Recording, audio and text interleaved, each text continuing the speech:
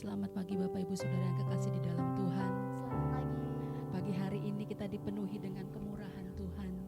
Kalau kita boleh bersama-sama pagi hari ini datang di rumah Tuhan. Dan Bapak Ibu Saudara yang berada di rumah masing-masing untuk beribadah bersama-sama. Kita boleh menikmati anugerah Tuhan yang besar. Kita boleh merasakan kita ada sebagaimana ada hari ini. Semua hanya karena kemurahan Tuhan. Itu sebabnya pagi hari ini mari kita naikkan syukur kita kepada Tuhan yang besar, yang sudah memberikan anugerahnya bagi kita semua. Kita naikkan pujian ini. Ku ada sebagaimana ku ada, berdiri menghadap tahtamu Bapa, semua karena anugerah-Mu yang telah selamatkanku. Ku hidup dalam segala kelimpahan,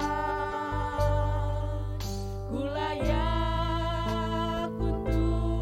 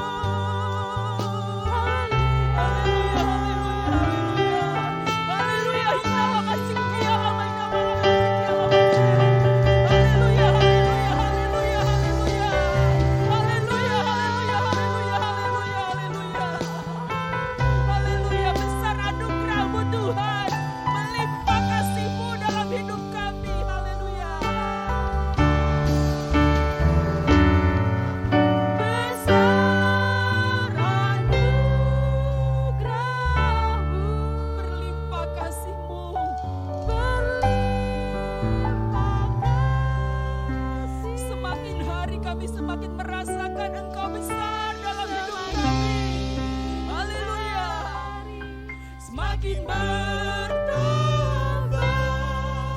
besar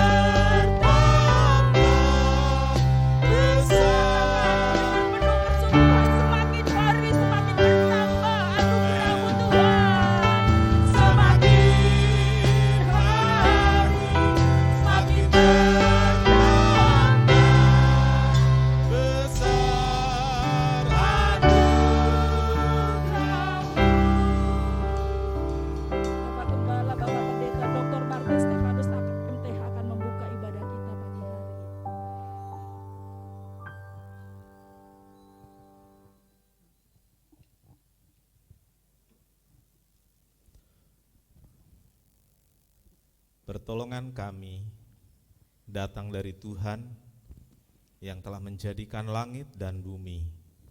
Berkat melimpah dari Allah Bapa, Anak dan Roh Kudus turun atas ibadah ini, turun pada setiap pribadi, turun pada setiap keluarga, sehingga setiap umat Tuhan yang ikuti ibadah ini diberkati dengan limpahnya jasmani dan rohaninya, diberi kesehatan dan damai sejahtera sekarang dan selamanya. Terima kasih Tuhan. Kami mohon berkat untuk ibadah ini di dalam satu nama, yaitu di dalam nama Tuhan Yesus Kristus Juru Selamat dan Penebus kami berdoa. Amin. Silakan duduk. Puji nama Tuhan.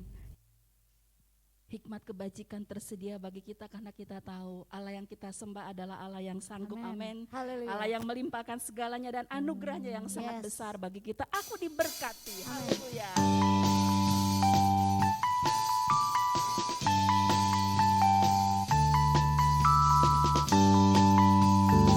Kasih setiamu,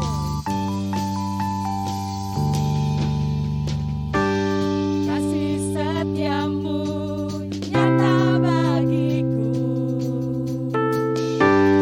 hikmat kebajikan tersedia bagiku, sebab Allah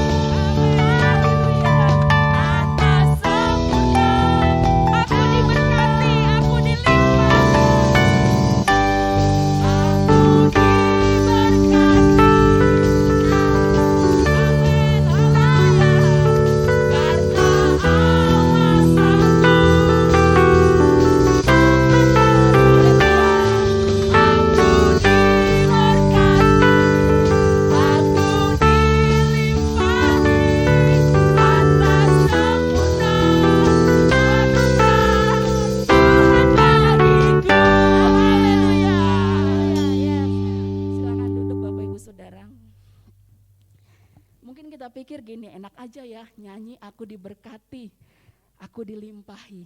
Tetapi kalau kita boleh ada sampai pagi hari ini, bukankah itu karena berkat Tuhan? Amin. Ya kalau kita bicara berkat Tuhan bukan hanya bicara soal uang, bukan hanya bicara soal materi, tetapi kita diberikan kesehatan, kita diberikan kemampuan. Tuhan mengizinkan segala sesuatunya, kita melewati setiap proses itu pun karena berkat Tuhan.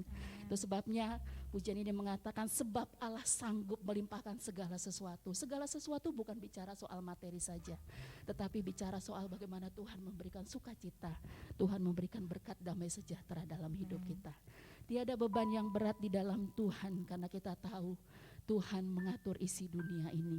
Kalau Tuhan menempatkan planet-planet, Tuhan menempatkan bintang pada tempatnya, Tuhan menempatkan matahari pada tempatnya dan tidak pernah bertabrakan, Tuhan juga akan mengatur hidup kita sedemikian rupa. Haleluya. Kita naikkan pujian ini.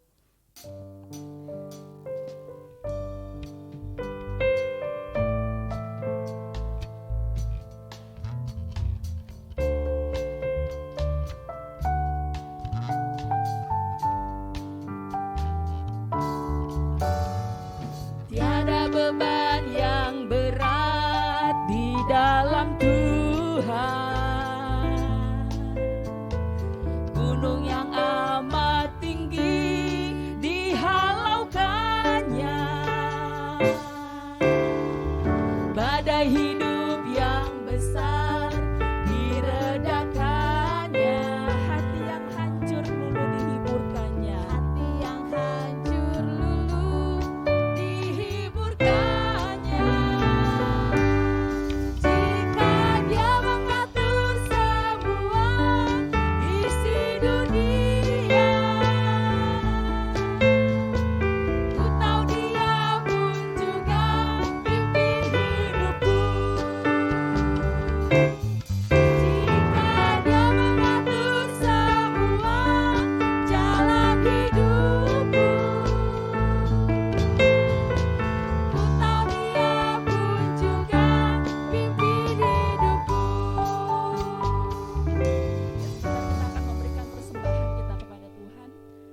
siapkan hati kita untuk mendengarkan sabda Tuhan. Lewat kebenaran firman Tuhan yang kita dengarkan pagi hari ini, kita akan semakin memahami bahwa Tuhan senantiasa memberikan rencananya yang terbaik dalam hidup kita. Rancangan Tuhan yang mungkin saat ini kita tidak mengerti, tetapi kita tahu pada ujungnya memberikan masa depan yang baik bagi saya, Bapak, Ibu, dan Saudara. Dan damai sejahtera, penuh harapan itu adalah rancangan Tuhan yang Tuhan sediakan bagi hidup kita. Sebab itu pagi hari ini kita butuh kebenaran firman Tuhan untuk menerangi hati dan pikiran kita, memahami apa yang Tuhan izinkan kita jalani dalam hidup ini. Tuhan, ku percaya rencana-Mu indah.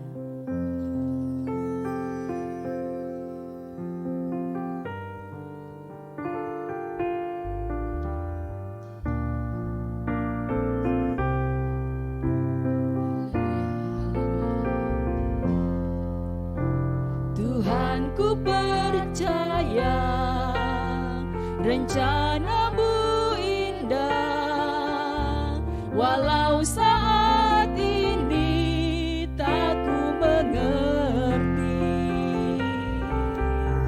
Engkau telah berfirman, memberi masa depan, damai sejahtera, penuh harapan. Ku tahu rencana-Mu, ku tahu rencana-Mu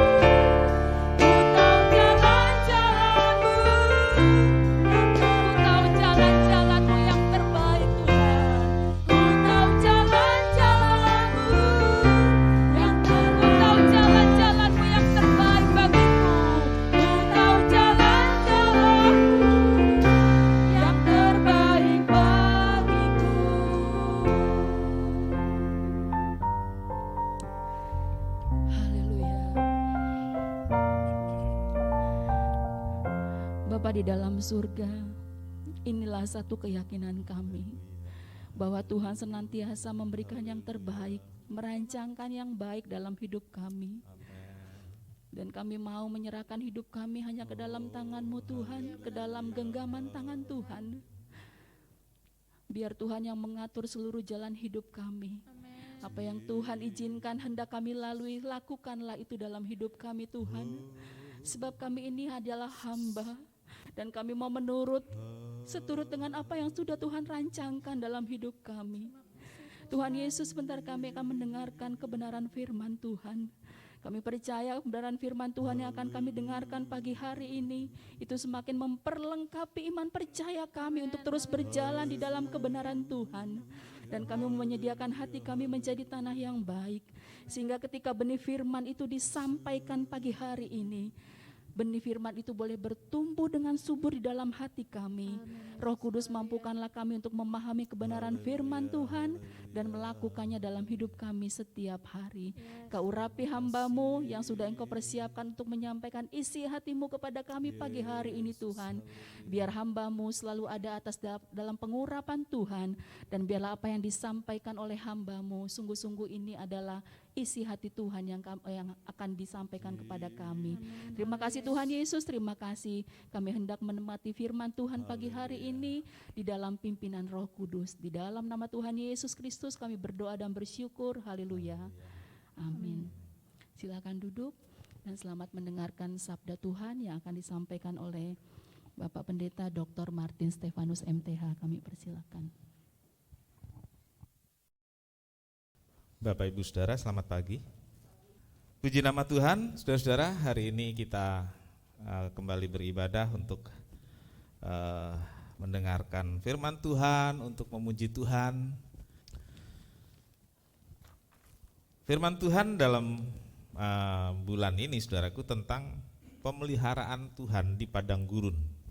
Setelah pembebasan Israel dari Mesir, lalu episode berikutnya adalah bagaimana Tuhan tetap membedakan Israel. Jadi bukan hanya di tanah Goshen Israel dibedakan, tetapi dalam perjalanan ke padang gurun dan juga melewati beberapa negeri-negeri yang diperintah oleh raja-raja, Tuhan tetap membedakan Israel. Hari ini saudaraku, kita sampai pada bagian yang kedua, yaitu penyertaan Tuhan di padang gurun. Ya, penyertaan Tuhan di padang gurun. Kita sama-sama berdiri, kita membaca ayat dalam Yesaya 43 ayat 19 sampai 21. Kita akan membaca bersama-sama. Baik, kita mulai dari alamatnya, mulai. Yesaya 43 ayat 19 sampai 21. Lihat, aku hendak membuat sesuatu yang baru, yang sekarang sudah tumbuh. Belumkah kamu mengetahuinya? Ya, aku hendak membuat jalan di padang gurun dan sungai-sungai di padang belantara. Binatang hutan akan memuliakan aku, serigala dan burung unta, sebab aku telah membuat air memancar di padang gurun dan sungai-sungai di padang belantara, untuk memberi minum umat pilihanku. Umat yang telah kubentuk bagiku akan memberitakan kemasyuranku. Amin. Silakan duduk. Berbahagialah setiap orang yang telah membaca, mendengar dan melakukan firman Tuhan. Tuhan Yesus memberkati. Kita sampai pada episode yang sangat istimewa, yaitu penyertaan Tuhan yang diwujudkan, yang dinyatakan melalui tiang api dan tiang awan. Saudara-saudara, Tuhan tahu bahwa perjalanan bangsa Israel di padang gurun akan sangat sulit, akan sangat melelahkan. Begitu banyak hambatan, rintangan, juga intimidasi yang akan dialami oleh bangsa Israel. Terlebih lagi karena rombongan itu terdiri dari bukan hanya manusia, tetapi juga terdiri dari hewan-hewan peliharaan. Bukan hanya orang dewasa, tetapi Alkitab menyebutkan anak-anak dan ibu-ibu menyusui. Nah, saudaraku, bagaimana perjalanan yang seperti ini? Sangat sulit. Ya, yang sehat dewasa mau cepat, tapi anak-anak nggak bisa.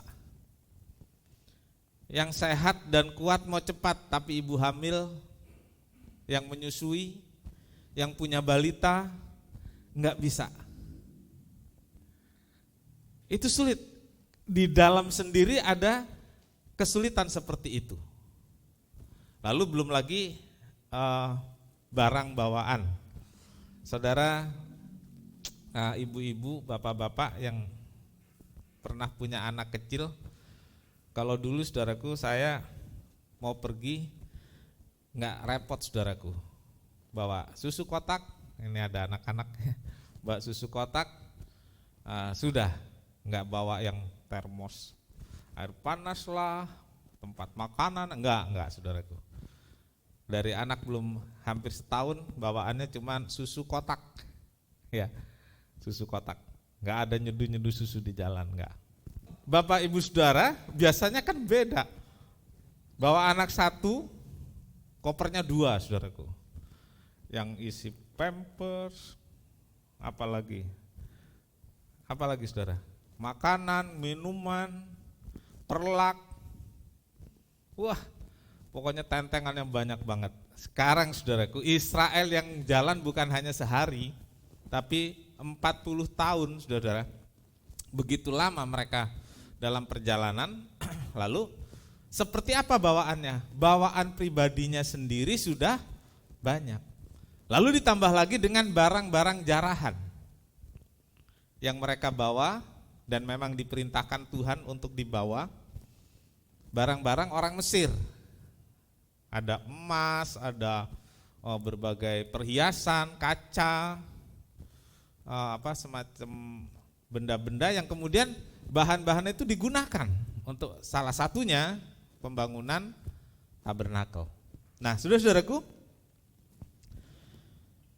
karena hal itulah Allah menunjukkan pemeliharaannya melalui penyertaan Tuhan yang sangat menakjubkan, yang sangat istimewa, yaitu memimpinnya melalui tiang api dan tiang awan.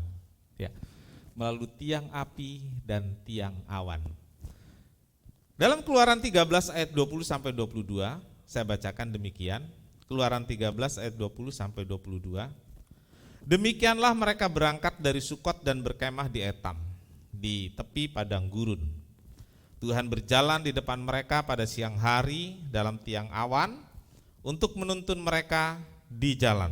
Pada waktu malam dalam tiang api untuk menerangi mereka, sehingga mereka dapat berjalan siang dan malam. Dengan tidak beralih, tiang awan itu tetap ada pada siang hari, dan tiang api itu pada waktu malam di depan bangsa itu. Saudaraku, kehadiran tiang api dan tiang awan sangat misterius dan supranatural. Karena tiba-tiba tiang api dan tiang awan itu ada begitu saja. Enggak ada pemberitahuannya, enggak ada pembangunannya, gitu ya. Tahu-tahu ada saja begitu, tiba-tiba. Jadi misterius dan sangat supranatural. Kapan itu terjadi? Kita membaca tiang api dan tiang awan itu tiba-tiba hadir di Etam. Itu tempat Israel berkumpul sebelum mereka berangkat lebih jauh lagi, kemudian menyeberang laut Tiberau. Jadi kisah tentang tiang api dan tiang awan ini dimulai begitu saja. Lalu kalau kita baca Alkitab, berakhir begitu saja, nggak ada ceritanya lagi ketika orang Israel telah masuk tanah Kanaan. Orang Israel berada di Kanaan bukan berarti Tuhan tidak hadir lagi, Tuhan nggak menyertai lagi, enggak. Tapi Tuhan menyertai, Tuhan memelihara, Tuhan hadir dalam bentuk yang lain, dalam cara yang lain. Nah, pagi hari ini saudara-saudaraku, kita akan melihat beberapa hal. Yang pertama yaitu bahwa penyertaan Tuhan di padang gurun melalui tiang api dan tiang awan ini menunjukkan tentang kehadiran Tuhan. Ya. Tuhan yang hadir, ya, Tuhan yang hadir dalam perjalanan Israel. Ini juga memberi kita pemahaman bahwa Tuhan hadir dalam kehidupan kita sebagai orang percaya. Amin. Ada tiang api dan tiang awan. Saudara pikir, tapi saya enggak melihatnya. Nanti saudara akan tahu. Perhatikan dan dengar baik-baik apa yang firman Tuhan katakan pada hari ini. Puji Tuhan. Saudaraku, keberadaan tiang api dan tiang awan adalah bentuk kehadiran Tuhan. Wujud kehadiran Tuhan yang nyata di dalam perjalanan bangsa Israel. Ya, kehadirannya saya katakan tadi supranatural dan sangat misterius. Dan ini menunjukkan bahwa tiang api dan tiang awan itu adalah Tuhan sendiri yang hadir. Tuhan sendiri yang selalu hadir dalam perjalanan bangsa Israel. Dalam Keluaran 33 ayat 7 sampai 10. Keluaran 33 ayat 7 sampai 10. Sesudah itu Musa mengambil kemah dan membentangkannya di luar perkemahan jauh dari perkemahan dan menamainya kemah pertemuan. Setiap orang yang mencari Tuhan, keluarlah ia pergi ke kemah pertemuan yang di luar perkemahan. Apabila Musa keluar, pergi ke kemah itu, bangunlah seluruh bangsa itu dan berdirilah mereka masing-masing di pintu kemahnya. Dan mereka mengikuti Musa dengan matanya sampai ia masuk ke dalam kemah. Apabila Musa masuk ke dalam kemah itu, turunlah tiang awan dan berhenti di pintu kemah, dan berbicaralah Tuhan dengan Musa di sana. Setelah seluruh bangsa itu melihat bahwa tiang awan itu berhenti di pintu kemah, maka mereka bangun dan sujud menyembah, masing-masing di pintu kemahnya. Bapak Ibu Saudara, kita lihat di sini bahwa benar-benar bagi Israel tiang api dan tiang awan itu kehadiran Tuhan. Kalau Musa mau pergi ke kemah pertemuan ini bukan kemah tabernakel. Ya. Jadi beda, karena dalam Keluaran 33 tabernakel belum dibuat. Tabernakel dibuat di Keluaran, perintahnya di Keluaran 36 dan seterusnya. Jadi saudaraku, itu satu kemah yang dibuat oleh Musa, dan disitulah tempat Musa bertemu dengan Tuhan. Ya, kita baca seperti itu. Musa bertemu dengan Tuhan di kemah itu. Lalu berbicaralah Tuhan. Dan setiap kali Musa keluar masuk kemah itu, orang Israel keluar dari rumahnya. Dalam pemahaman sekarang rumah begitu ya. Waktu itu tenda-tenda. Keluar dari rumahnya, mereka berdiri. Dia liatin Musa terus begini sampai Musa masuk. Dan ketika tiang api atau tiang awan itu berhenti di pintu kemah pertemuan, orang Israel sujud menyembah. Siapa yang disembah? Kepada siapa orang Israel sujud menyembah? Kepada Tuhan, sebenarnya kepada Tuhan. Tapi saya melihat di sini bahwa memang manusia itu selalu ingin melihat yang nyata, yang lahir, gitu. Jangankan orang zaman sekarang, Israel yang sudah ada tiang api dan tiang awan saja masih pengen melihat Tuhan dalam bentuk fisik. Contoh, ketika Musa naik ke Gunung Sinai berpuasa, apa yang dilakukan orang Israel? Saudara masih ingat? Membuat patung lembu emas. Katanya orang lain tuh ada yang disembah, ada dewanya, kita kok enggak, bikinin dong. Oke, dibikin patung lembu emas. Masih kurang, saudaraku. Sampai sekarang seperti itu. Ya. Tuhan sebenarnya sudah menunjukkan dia hadir, dia ada dalam tiang api dan tiang awan. Dan Israel tahu itu. Israel sujud menyembah. Tetapi dalam perjalanannya, saudaraku, masih ada keinginan-keinginan lain sehingga mereka membuat patung. Ya, sebenarnya cukuplah tiang api dan tiang awan, misterius, supranatural, dan sangat dahsyat. Tetapi saudaraku, itulah yang terjadi pada zaman Israel. Dan di kemah pertemuan yang ada di atasnya tiang api dan tiang awan itu, disitulah Allah berbicara, disitulah Allah memanggil umatnya, disitulah Allah menyampaikan firman kepada bangsa Israel. Saudara-saudara, di padang gurun dunia ini, Tuhan hadir dalam kehidupan orang percaya, bukan lagi dalam tiang api dan tiang awan. Jadi jangan ada kita yang ingin menuntut Tuhan seperti waktu bangsa Israel disertai dengan tiang api dan tiang awan, saudaraku. Lalu apalagi banyak orang sekarang kan apa yang terjadi di Alkitab harus terjadi sekarang, termasuk kalau dulu Yesus bangkitkan orang mati, sekarang saya doa orang mati harus hidup lagi, gitu ya. Saudaraku, pada zaman ini kehadiran Tuhan tidak lagi seperti itu, dan Tuhan sebenarnya hadir dan nyata. Kehadirannya adalah saat ini dalam firman dan Roh Kudus. Itulah tiang api dan tiang awan bagi saya dan bagi saudara. Firman dan Roh Kudus. Itulah tiang api dan tiang awan bagi saya dan saudara. Tuhan hadir dalam firman-Nya. Amin. Tuhan hadir dalam Roh Kudus, dan itu memang Allah. Kita menyebutnya Allah Roh Kudus. Firman adalah firman Allah. Itulah kehadiran Allah dalam hidup kita sekarang. Tetapi saudaraku, masih banyak orang yang ingin bentuk-bentuk lain, bentuk-bentuk yang bisa diraba, yang kasat mata. Saudaraku, suruh percaya yang tidak kasat mata itu sulit, kecuali togel. Togel kasat mata enggak? Sering dapat enggak? Sering kena enggak? Enggak kan? Tapi banyak orang percaya. Jangankan Tuhan, COVID aja banyak orang enggak percaya. Padahal sudah banyak yang kena loh. Iya. Saudaraku, memang itulah yang terjadi pada hidup manusia. Karena itu kita dengar firman, kita belajar bahwa manusia itu hidup oleh percaya, oleh iman.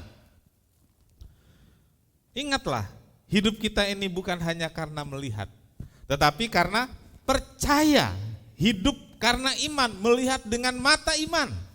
Itulah yang dikatakan oleh Paulus dalam 2 Korintus 5 ayat 7, sebab hidup kami ini adalah hidup karena percaya, bukan karena melihat. Kata-kata terkenal Tuhan Yesus kepada Thomas, berbahagialah mereka yang percaya walaupun tidak melihat. Jadi saudaraku, hadirnya Tuhan itu nyata dalam firman dan roh. Sama seperti kita dalam pelajaran di sekolah, ada saudara yang melihat udara? Enggak ada. Lalu ditunjukkan ada pohon goyang. Itu udara yang karena udara yang bergerak. Kan bingung saudaraku, enggak kelihatan anginnya mana, udaranya mana. Tapi ada sesuatu yang bergerak. Itu udara yang menggerakkan, namanya angin. Nah, Tuhan hadir dalam hidup kita. Seringkali kita pikir mana? Tahukah saudara, sampai hari ini saya dan saudara dan banyak orang lain masih hidup, masih bernafas, masih bisa makan, masih bisa minum, masih bisa ketawa. Bahkan ketika kita juga masih bisa menangis, itu karena adanya Tuhan yang hadir dalam hidup saya dan saudara. Karena itu, hiduplah dengan percaya, bukan dengan melihat. Amin, puji nama Tuhan. Yang kedua, tiang api dan tiang awan itu adalah sebagai penuntun jalan, guide. Ya, penuntun jalan. Dalam pariwisata, saudara-saudaraku, ada guide. Kenapa ada guide? Karena si pengunjung nggak tahu jalannya. Lalu ada guide yang menuntun ke tempat-tempat yang sudah dirancangkan. Saudara-saudaraku, kita hidup dalam dunia ini, kita nggak tahu tempat yang indah di mana, tempat yang bagus di mana, yang ada lubang dan tempat-tempat berbahaya di mana, kita nggak tahu. Kita perlu guide. Sama seperti Israel di padang gurun itu nggak tahu apa-apa di mana ada tempat yang berbahaya, di mana ada tempat yang bisa dilewatin dengan baik, di mana ada air, di mana ada pohon, mereka nggak tahu. Gelap buat mereka semua. Tetapi saudaraku, ada guide, yaitu tiang api dan tiang awan. Tidak mudah saudaraku mengarahkan rombongan perjalanan dalam jumlah yang sangat besar. Jumlah yang sangat banyak. Tentu harus ada rekrutmen untuk memimpin sebagian-sebagian orang. Harus ada pelatihan, harus ada training. Wah, lama banget deh. Ya, kalau untuk memimpin 100 orang aja ada pelatihannya, ada training, rekrut beberapa orang untuk bisa mengatur semuanya. Zaman itu Tuhan punya cara lain. Ya, yaitu dengan melakukan sesuatu yang tidak biasa, sesuatu yang berbeda, yaitu Tuhan hadir dalam bentuk tiang api dan tiang awan. Melalui tiang api pada malam hari dan tiang awan pada siang hari, yang tiang api dan tiang awan itu menjulang tinggi ke atas, sehingga semua orang Israel bisa melihat. Orang Israel bisa tahu kemana arah dari tiang api dan tiang awan ini, sehingga memudahkan orang Israel bergerak, memudahkan orang Israel berjalan. Dalam Bilangan 9 ayat 22 dan 23, berapa lama pun juga awan itu diam di atas kemah suci, baik 2 hari, baik sebulan atau lebih lama, maka orang Israel tetap berkemah dan tidak berangkat. Tetapi apabila awan itu naik, barulah mereka berangkat. Atas titah Tuhan mereka berkemah, dan atas titah Tuhan juga mereka berangkat. Mereka memelihara kewajibannya kepada Tuhan menurut titah Tuhan dengan perantaraan Musa. Kita lihat di sini, saudaraku. Gerak dan langkah orang Israel ditentukan oleh tiang api dan tiang awan. Waktu tiang api itu diam, nggak bergerak, orang Israel diam. Stay. Nggak bisa kayak sekarang, saudaraku, suruh stay di rumah. Karena bukan Tuhan yang suruh stay ya, pemerintah itu. Ya. Tapi orang Israel sangat patuh, nggak bergerak. Waktu orang Israel melihat awan itu bergerak, orang Israel bergerak ke kiri, ke kanan, ke kanan. Mereka patuh, mereka ikuti. Saudaraku, pada saat ini, buat kita semua orang-orang percaya, ada firman Tuhan dan Roh Kudus. Amin. Ada firman Tuhan dan Roh Kudus yang memimpin gerak, yang memimpin langkah hidup kita. Jangan kita cari penuntun yang lain, jangan kita cari guide yang lain. Cukup firman dan Roh, itu segalanya buat saya dan saudara. Amin. Firman dan Roh, itulah yang memimpin hidup kita. Jangan kita cari penuntun, petunjuk yang lain. Kan banyak, saudaraku, orang zaman sekarang, bahkan orang Kristen, minta petunjuk kepada yang lain. Tokoh kepercayaan begitu. Dan banyak orang datang ke sana untuk minta petunjuk, saudaraku. Jangan salah, saudaraku. Yang namanya ada di Alkitab, pakai nama Alkitab, ya, yang namanya pakai Alkitab, nama di Alkitab, saudaraku. Itu juga ngantri ke sana loh, saudaraku. Iya. Ngantri.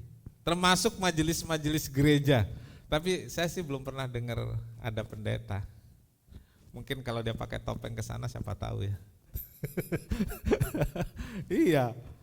Tapi ngantri, saudaraku. Ada yang cari petunjuk lewat mimpi. Iya sih. Ada mimpi yang punya arti. Di Alkitab kan ada. Ya, Yusuf bermimpi, Nebukadnezar bermimpi, ada artinya. Tapi ada mimpi-mimpi yang hanya karena alam bawah sadar kita muncul waktu tidur. Ada mimpi-mimpi yang karena kita pikirkan sesuatu setiap hari, sepanjang hari, lalu kita mimpi. Lalu ketika mimpinya bagus, wah ditunggu-tunggu, ini petunjuk Tuhan ini, saudaraku. Baru ada yang ngobrol sama saya, dia diminta seseorang untuk datang ke rumahnya berdoa, hanya karena mimpi gigi taringnya patah. Karena katanya kalau gigi itu tanggal atau patah ada di keluarga yang tahu semua. Kepancing. Saya paling sering ngimpi gigi saya tanggal. Sampai almarhum istri ketawa, itu sering. Kenapa, saudaraku? Karena gigi itu sakit, saudaraku. Sakit. Wah, kalau ini terus harus dicabut, ompong kan. Aduh, gimana rasanya kalau makan? Saya bayangin gitu, saudaraku. Waktu malam mimpi gigi itu tanggal. Waktu bangun langsung saya pegang loh. Ada. Iya. Jadi saudaraku, jangan cari petunjuk pada mimpi. Lalu sekarang juga ada namanya Hong Shui, ada Kwamya, bertanya pada arwah. Saudaraku, kita punya guide yang sangat dahsyat, yaitu firman dan roh. Itulah Allah sendiri yang menuntun hidup kita.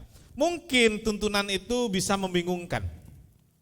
Mungkin tuntunan itu bisa sepertinya berputar-putar seperti Israel di padang gurun. Tapi kita lihat Israel yang bingung dan berputar-putar tapi enggak pernah kesasar. Amin. Enggak pernah kesasar. Lah kita ini belum juga berputar satu kali sudah bingung, saudaraku. Sudah cari jalan sendiri. Tuntunan Tuhan tidak pernah salah. Gak ada yang amin ya. Ya, tuntunan Tuhan tidak pernah salah dan tidak pernah membuat saya dan saudara tersesat. Yes? Gak pernah bikin kita tersesat. Ikuti saja dan patuhi saja firman Tuhan. Ikuti saja, patuhi saja gerakan Roh Kudus dalam hati kita. Pasti kita akan masuk dalam rencananya. Pasti kita akan masuk dalam tujuan yang telah ditetapkan Tuhan. Tadi kita nyanyi, Tuhan, ku percaya rencanamu indah. Kapan kita bisa masuk? Kalau kita mau dituntun oleh firman dan roh. Kalau kita mau dituntun oleh tiang api dan tiang awan, yang saat ini bagi kita itu adalah firman dan Roh Kudus. Puji Tuhan. Yang ketiga, saudaraku, perlindungan. Jadi hadirnya tiang api dan tiang awan itu adalah perlindungan, proteksi, covering bagi umat Israel. Dalam Keluaran 14 ayat 19 sampai 20, Alkitab mengatakan demikian, kemudian bergeraklah malaikat Allah yang tadinya berjalan di depan tentara Israel, lalu berjalan di belakang mereka, dan tiang awan itu bergerak dari depan mereka lalu berdiri di belakang mereka. Demikian tiang itu berdiri di antara tentara orang Mesir dan tentara orang Israel. Dan oleh karena awan itu menimbulkan kegelapan, maka malam itu lewat sehingga yang satu tidak dapat mendekati yang lain semalam-malaman itu. Saudara, tiang api dan tiang awan itu ternyata juga menjadi perlindungan, covering bagi orang Israel. Ketika tentara Mesir mengejar, pasti tentara Mesir mengejar akan lebih cepat dan lebih kuat. Disinilah Allah menunjukkan pemeliharaan bagi Israel dengan melindungi sehingga tentara Mesir tidak bisa menyentuh Israel. Ya, tentara Mesir tidak bisa sampai pada orang Israel. Ketika orang Mesir sudah mendekat, maka tiang awan itu ada di antara orang Mesir dan orang Israel di antaranya. Lalu terjadi gelap. Orang Mesir nggak bisa lihat jalan, nggak bisa lihat ke depan. Dan itu sebabnya kita membaca kisah selanjutnya, ketika orang Israel sudah menyeberang Laut Tiberau, Allah menghilangkan batas-batas air dengan mengirim angin, saudaraku. Maka tentara Mesir yang ada di tengah-tengahnya mati tenggelam. Saudara-saudaraku, itulah yang terjadi. Melindungi, memproteksi orang Israel. Tiang api dan tiang awan itu seperti payung raksasa yang menjaga dan melindungi Israel, memeliharanya sampai tanah Kanaan. Saudara-saudaraku, tetap berada dalam payung raksasa. Iya, ini saudaraku. Tetap berada dalam payung raksasa, firman dan Roh Kudus. Itulah yang membuat kita terlindungi, terjaga, aman sampai hari ini. Saudaraku, payungnya tetap, karena payung itu sangat kuat, sangat besar. Payungnya ada, tapi kita yang nyelonong keluar dari payung itu. Itu sebabnya terjadilah hal-hal yang membuat kita menderita, kita celaka, karena kita keluar dari payung itu. Seandainya ada orang Israel yang tidak mematuhi perintah, lalu dia keluar dari payung itu, waktu dikejar tentara Mesir, ya mereka akan dibunuh oleh tentara Mesir. Pasti. Jadi saudaraku, marilah kita jangan keluar dari payung itu. Jangan keluar dan cari jalan sendiri. Jangan keluar dari covering yang sudah disediakan Allah. Jangan keluar dari perlindungan yang sudah disediakan Allah. Ada bahaya di luar sana, ada celaka di luar sana. Tetaplah berada pada covering yang sudah disediakan oleh Allah. Maka kita akan mengalami hal-hal yang indah dalam hidup kita. Saudara-saudaraku, dunia ini padang gurun yang penuh tantangan dan bahaya. Tuhan Yesus berkata dalam Yohanes 16 ayat 33, semuanya itu kukatakan kepadamu, supaya kamu beroleh damai sejahtera dalam aku. Dalam dunia ini kamu menderita penganiayaan, tetapi kuatkanlah hatimu, aku telah mengalahkan dunia. Saudaraku, dunia yang seperti padang gurun, itulah yang kita jalani. Israel 40 tahun di padang gurun. Kita mungkin bisa lebih. Ya, saya sudah lebih dari 40 tahun, lebihnya udah 20. Tapi saya masih di padang gurun, saudaraku. Saudara yang sekarang umur belasan tahun, masih panjang di padang gurunnya. Tapi saudaraku, jangan takut, jangan khawatir, karena kita punya Tuhan yang sudah mengalahkan dunia. Amin. Dan Tuhan itu yang memproteksi kita dengan mendampingi kita, mendampingi saya dan saudara, dan menyertai dalam perjalanan hidup kita sampai ke tujuan. Sampai ke tujuan. Tentu tujuan kita bukan Kanaan, tapi tujuan kita adalah sorga yang mulia. Semua perjalanan kita akan ke sana. Ada yang cepat, ada yang lambat. Ada yang lebih dulu, ada yang belakangan. Bukan kita yang menentukan, tapi kita akan sampai ke sana. Nah, dalam perjalanan itu, saudaraku, kita perlu tiang api dan tiang awan dan tetap berada di bawah naungan payung raksasa seperti tiang api dan tiang awan, sehingga kita aman. Masing-masing kita punya pergumulan. Payung raksasa tidak membuat semuanya beres, karena hal-hal yang alamiah pun terjadi dan kita harus menghadapinya.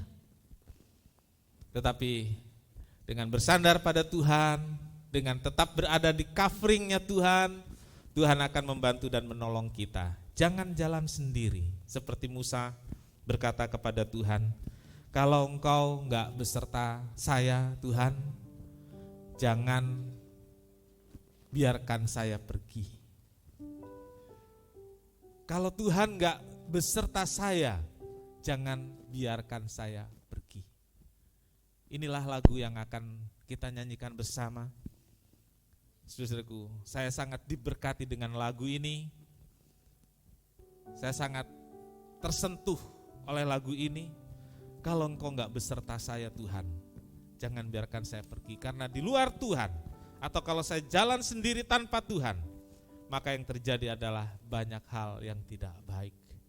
Penderitaan, kesukaran yang tak tertanggungkan. Mari kita nyanyikan pujian ini. Bila engkau tak besertaku.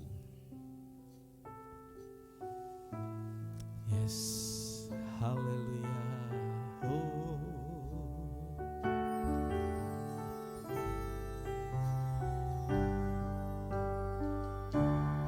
Bila engkau tak besertaku,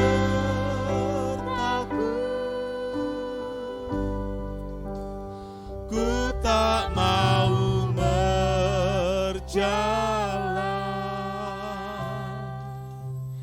Ku perlu Tuhan, pimpin langkahku dengan kasih karunia-Mu. Pimpin langkahku setiap waktu, berjalan dalam Roh-Mu.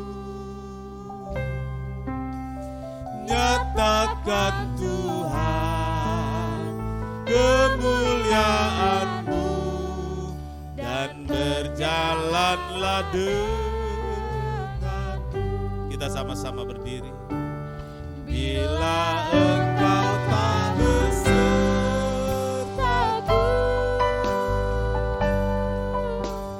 ku tak mau berjalan.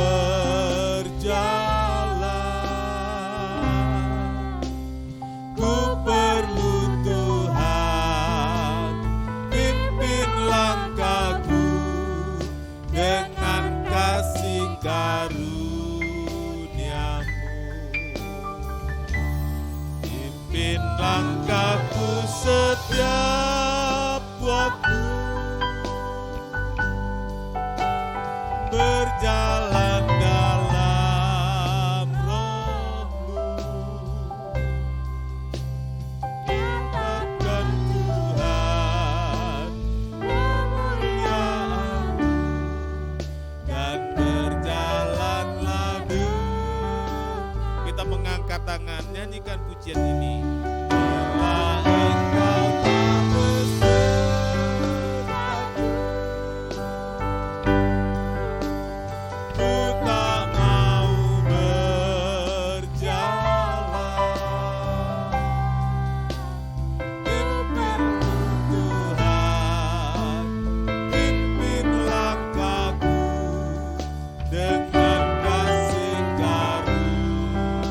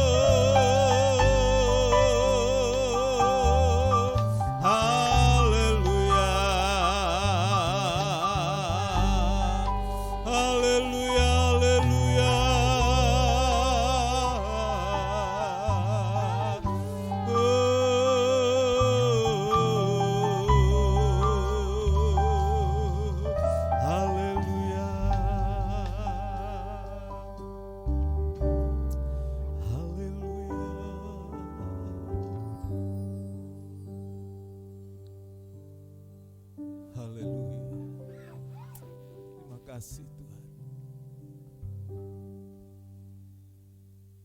Terima kasih Tuhan, terima kasih untuk berkat firman-Mu. Terima kasih untuk rencana-Mu yang indah. Dan untuk mencapainya Tuhan telah menyediakan tiang api dan tiang awan, yaitu firman dan Roh Kudus.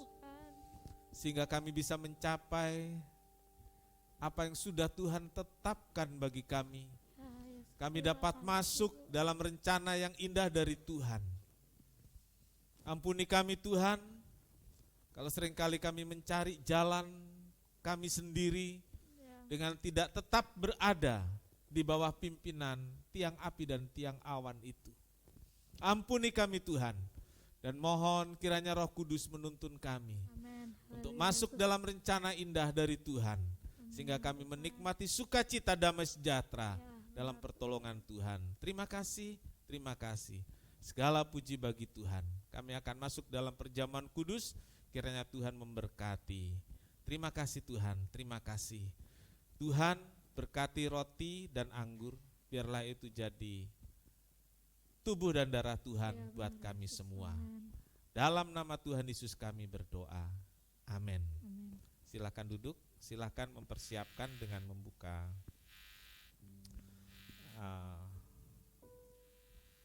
hosti dan persiapkan juga anggur. Baik, jika sudah dipersiapkan, kita sama-sama berdiri.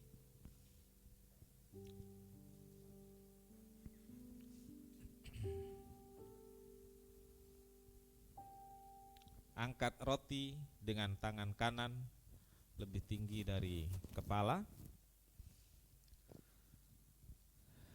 Tubuhnya dilukai, dicambuk,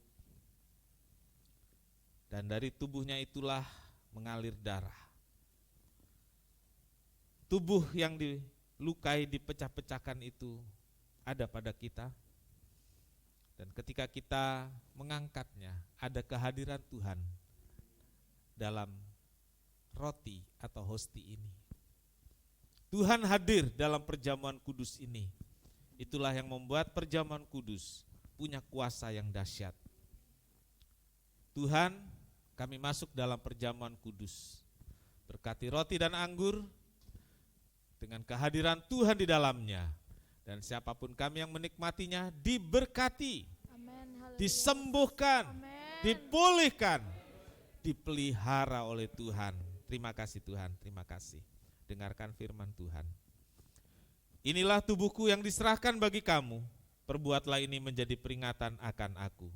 Saudara, roti yang kita angkat bersama bukankah persekutuan dengan tubuh Kristus? Haleluya. Makan dengan percaya dalam nama Tuhan Yesus Kristus.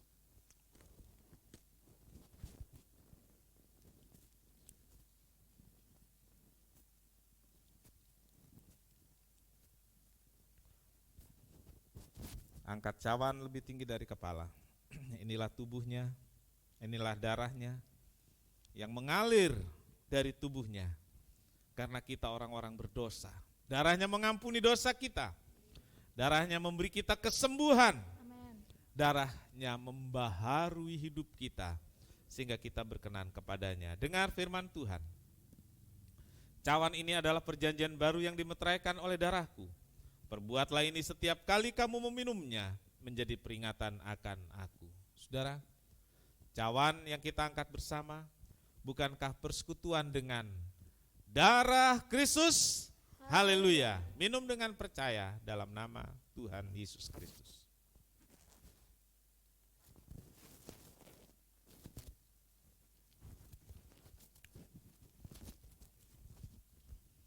Haleluya, haleluya, haleluya. Terima kasih Tuhan. Semua karena anugerah Tuhan yang dahsyat. Haleluya. Sangat besar anugerahnya yang telah ku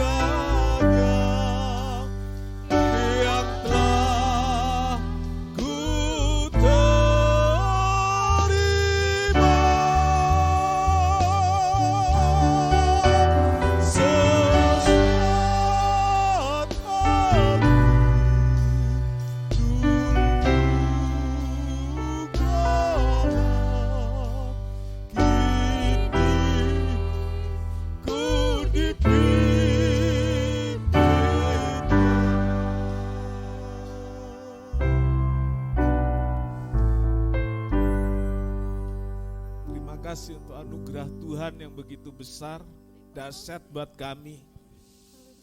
Kami orang berdosa, tapi Tuhan temukan kami di lumpur yang dalam. Tuhan angkat kami. Tuhan basuh kami. Oleh darah Kalvari, kami diampuni, dipulihkan, dan kami ditempatkan pada gunung batu. Kami dibenarkan. Terima kasih Tuhan. Dan kami masih harus menjalani hidup yang penuh perjuangan di padang gurun di dunia ini. Mungkin ada yang berakhir lebih cepat, ada yang masih panjang.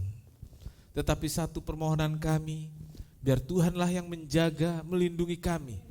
Biarlah tiang api dan tiang awan itu terus membawa kami untuk masuk dalam rencana Tuhan sampai masuk sorga yang mulia. Terima kasih Tuhan, terima kasih.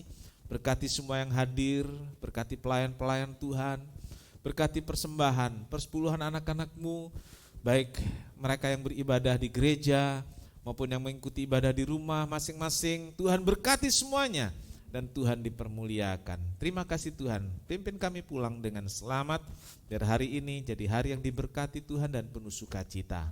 Terima kasih Tuhan, terima kasih. Puji nama Tuhan. Terima kasih Tuhan, biar berkat Tuhan melimpah atas kami semua. Tuhan memberkati engkau dengan perlindungannya, Tuhan menyinari engkau dengan wajahnya dan memberi engkau kasih karunia. Tuhan menghadapkan wajahnya kepadamu dan memberi engkau damai sejahtera. Saudara yang kekasih, terimalah berkat dan damai sejahtera dari Allah Bapa, kasih karunia dari Tuhan Yesus serta persekutuan Roh Kudus, serta kita semua sekarang sampai selamanya. Ini doa kami Tuhan, kami alaskan di dalam satu nama, yaitu di dalam nama Tuhan Yesus Kristus Juru Selamat dan Penebus kami berdoa. Bapa kami yang di sorga, dikuduskanlah namamu, datanglah kerajaanmu, jadilah kehendakmu di bumi seperti di sorga. Berikanlah kami pada hari ini makanan kami yang secukupnya, dan ampunilah kami akan kesalahan kami, seperti kami juga mengampuni orang yang bersalah kepada kami. Dan janganlah membawa kami ke dalam pencobaan, tetapi lepaskanlah kami daripada yang jahat. Karena Engkaulah yang punya kerajaan dan kuasa dan kemuliaan sampai selama-lamanya. Amin. Bapa, terima kasih. Bapa, terima kasih. Bapa di dalam surga, ku terima kasih.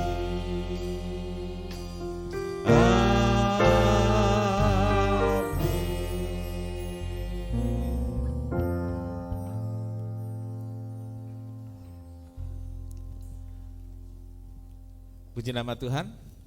Sekian kebaktian pagi hari ini. Tuhan Yesus memberkati kita semua. Amin.